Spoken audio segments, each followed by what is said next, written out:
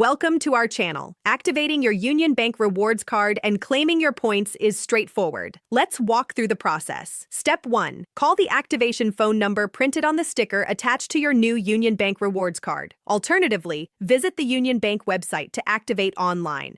Step 2. If activating by phone, follow the automated prompts to enter your card number and verify your identity with personal information like your date of birth or social security number. Step 3. If activating online, log into your Union Bank online banking account. Navigate to the Card Services section and select the option to activate your new card.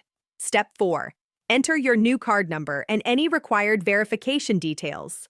Follow the on-screen instructions to complete the activation process. Step 5. Set up your online rewards account if you haven't already.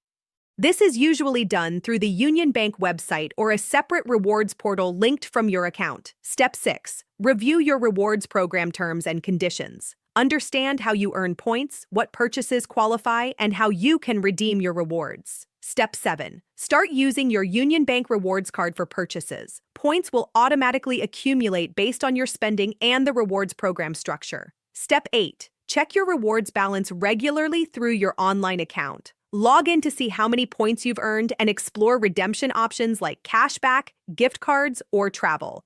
Don't forget to like this video and subscribe to our channel.